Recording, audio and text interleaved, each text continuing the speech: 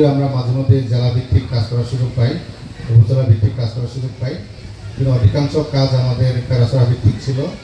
আমাদের অনেক চেষ্টা ছিল এই পেরাসরা ইউনিয়নের বাইরে নিয়ে যাওয়ার, কিন্তু সীমিত সামর্থ্যের কারণে সেটা হয়ে ওঠে নাই।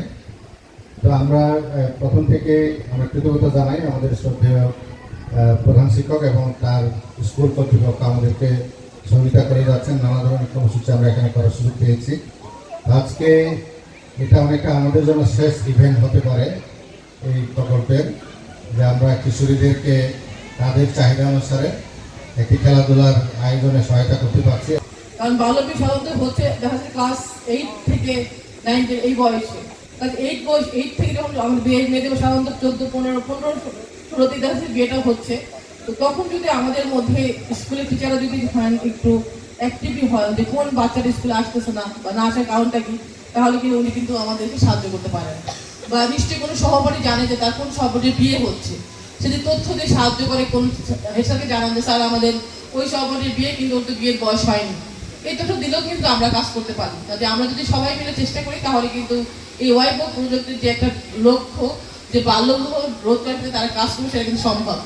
আমরা যারা আজকে এখানে উপস্থিত আছি, এই 50-60 জন বা 100 জন লোক যদি আমরা চেষ্টা করি আমাদের তরফ থেকে যে আমরা আমাদের আশেপাশে কোথাও বাল্যবিবাহ হতে দিব না, তাহলে সম্ভব না এটা রোধ করা। বলেন, আমার আত্মীয় স্বজন যদি হয় নিশ্চয়ই আমাকে দাওয়াত দিবে, আমি বলবো যে মেয়ের বয়স কম হলে সেটাকে আমি যাবোই না।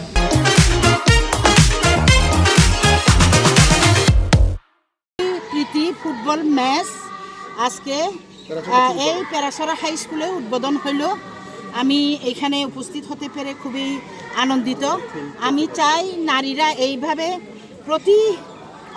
প্রতি বয়সে কিশোরী এবং প্রাইমারি স্কুল, হাই স্কুল আর হচ্ছে কলেজ লেভেল আমরা যেন সেই ঋতুপর্ণার পর্যন্ত পৌঁছাইতে পারি, এটা আমরা প্রত্যাশা করছি। যদি সহযোগিতা লাগে আমার কাছে কিছু সহযোগিতা দিতে পারবো সামান্য, খুব গরিব জেলা পরিষদ। আমি আসতে পেরে আমি খুবই আনন্দিত। আপনারা সবাই এই শিশুদেরকে একটু দেখবেন, অব্যাহত রাখবেন, অব্যাহত না রাখলে কিছুই হবে না।